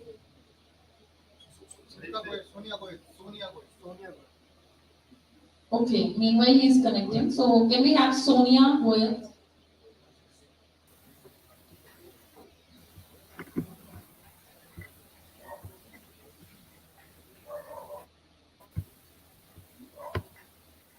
Sonia, can you hear us? Yes, ma'am. I'm here. Okay, just remember that once you tell something about the topic, after that the research objective slide should be there, then the research methodology, then conclude. Okay? Yes, ma'am. No problem. Yeah, start please. Thank you.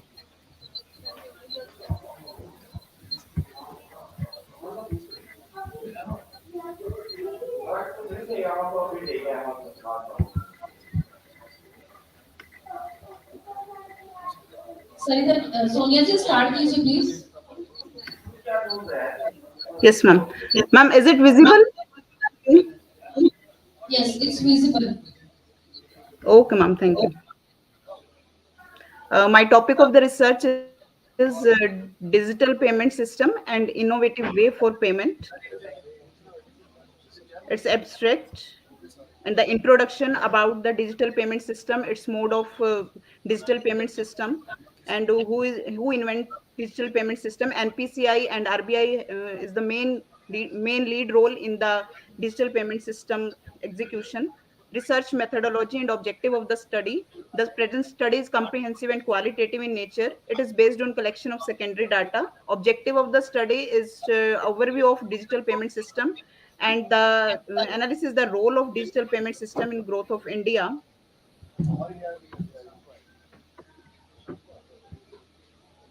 Overview of digital payment system include about the digital payment system, its benefit, advantages, disadvantages, suggestions. Conclusion. In present time, we all know that digital payment method is adopted in comparison to traditional payment method. Therefore, it is necessary to understand digital payment system, its concept, architecture, different mode of digital payment, objective to introduce this payment system. And we also conclude here that the role of the digital payment system in the growth of Indian economy, because of Sonia ji, digital आपकी payment slides system. move नहीं हो रही हैं. As we can see the first slide only. Okay, ma'am.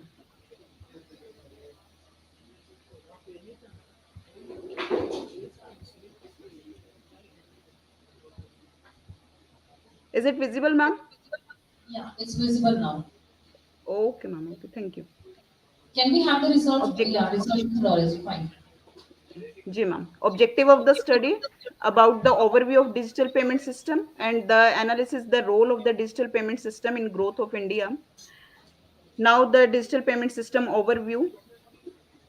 Digital payment system benefits of this payment system, problems and challenges faced because of this payment system by the consumers, role of digital payment system in growth of India.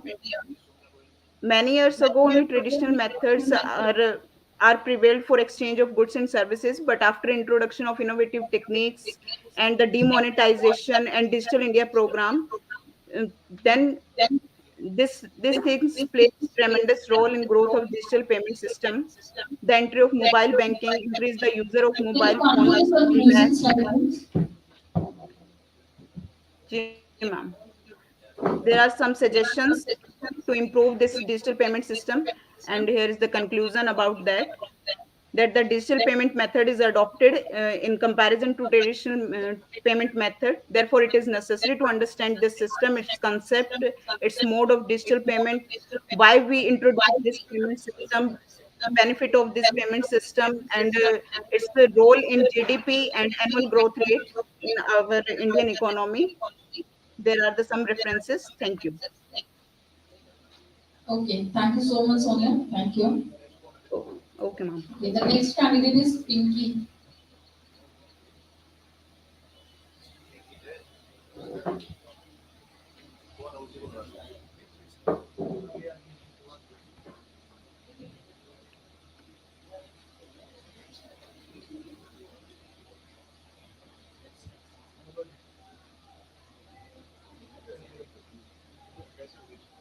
This is the same reminder to you. The first slide, a brief about the topic, then the research objective, then the research methodology, and directly come to the conclusion, please.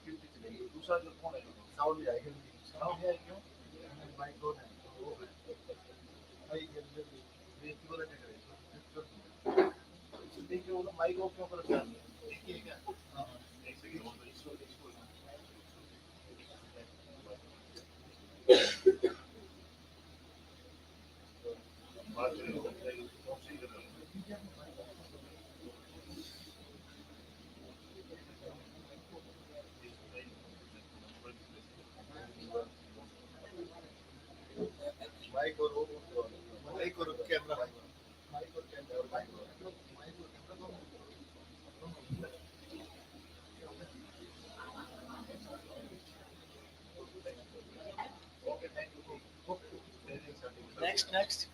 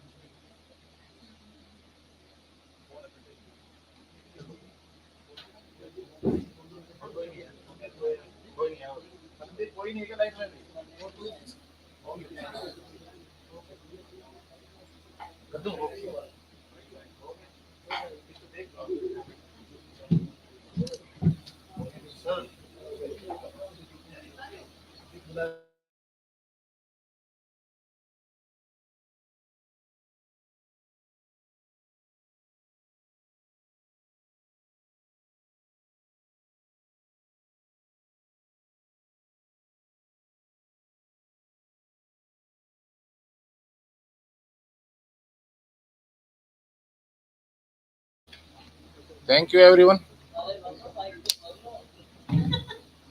Thank you, everyone. The technical session 1 is over at main auditorium.